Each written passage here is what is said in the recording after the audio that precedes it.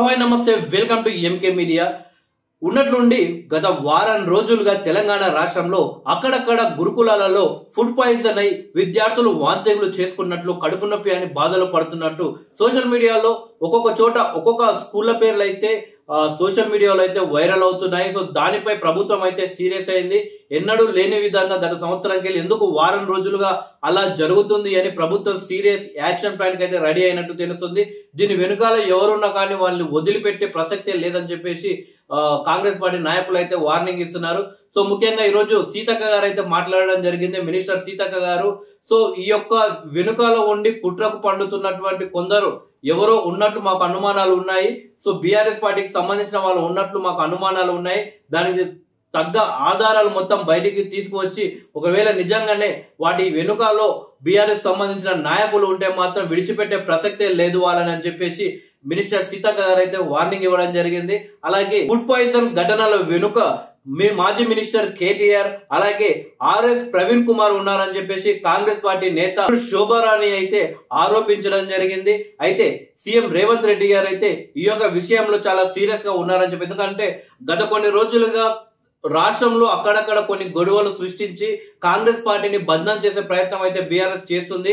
So ముఖ్యంగా మన Lagacherla issue చూసుకుంటే కలెక్టర్ మీదనే బీఆర్ఎస్ దాడి చేయడానికి ప్రయత్నాలు చేసిందంటే అర్థం చేసుకోవచ్చు. ఒక కలెక్టర్ నే ఆ విధంగా కుట్రకు పండిందంటే బీఆర్ఎస్ పార్టీ కావచ్చు, పట్నం నరేందర్ రెడ్డి గారు కావచ్చు, ఆ రకంగా కాంగ్రెస్ పార్టీ చాలా సీరియస్ ఉంది. కావాలని బీఆర్ఎస్ నాయకులు ఇలా చేస్తున్నారు.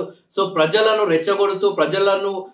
రెచ్చగొడుతూ ప్రజల మధ్యలో గొడవలు పెట్టే ప్రయత్నం చేసి కాంగ్రెస్ పార్టీని బద్నాం చేసే ప్రయత్నం చేస్తున్నారు.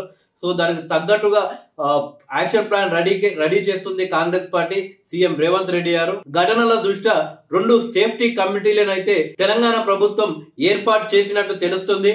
ఒక కమిటీకి హెడ్ మాస్టర్, ప్రిన్సిపల్, వార్డెన్ స్థాయి అధికారి, మరో కమిటీకి జిల్లా స్థాయి పిఎస్డబ్ల్యూఓ, డిటిడబ్ల్యూఓ, డిఈఓ అధికారిని నియమిస్తూ ఆదేశాలు జారీ చేసింది తెలంగాణ రాష్ట్ర ప్రభుత్వం. అంటే మనం ఎప్పుడైతే తెలంగాణ ప్రభుత్వం మారి రేవంత్ రెడ్డి గారు ముఖ్యమంత్రి అయ్యారు అప్పటి నుండి మనం చూస్తుంటే హైదరాబాద్ నగరంలో చాలా చోట్ల హోటళ్ల పైన రైడ్స్ కావడం జరిగింది. చాలా హోటల్స్ ని క్లోజ్ చేయడం జరిగింది. సో ఎందుకంటే వేస్ట్ అయిపోయిన ఫుడ్ ను అమ్ముతున్నారు, ప్రజలు తీవ్ర ఇబ్బందులు ఎదుర్కొంటున్నారు. ఇలాంటి ఫుడ్ తినడం వల్ల ప్రజల ఆరోగ్యం ఖరాబ్ అవుతుంది అని రేవంత్ రెడ్డి గారు పెద్ద పెద్ద హోటళ్ల మీదే ఫోకస్ చేసి ఫుడ్ సేఫ్టీ అధికారులు రైడ్లు చేసి ఇప్పటికి ఆపడం లేదు.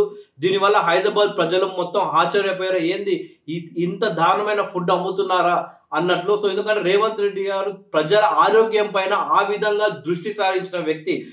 అంతలేని ఫుడ్ సేఫ్టీ అధికారులు అంత పెద్ద పెద్ద హోటళ్ల పైన గత 10 సంవత్సరాలు లేని విధంగా రైడ్లు చేశారని అర్థం చేసుకోవచ్చు ఫుడ్ సేఫ్టీ అధికారులు. ఎందుకంటే సీఎం రేవంత్ రెడ్డి గారు ప్రజా ఆరోగ్యం పైన ఆ విధంగా దృష్టి పెట్టి ఉంచారు. సో గురుకులలో ఇలాంటి పరిస్థితి రావడానికి పక్క దాని వెనుకాల ఎవరో కుట్ర పండుతారని అందరూ అనుకుంటారు. ఎందుకంటే ఎన్నడూ లేని విధంగా వారం రోజుల నుండే ఇలా ఎందుకు జరుగుతుంది.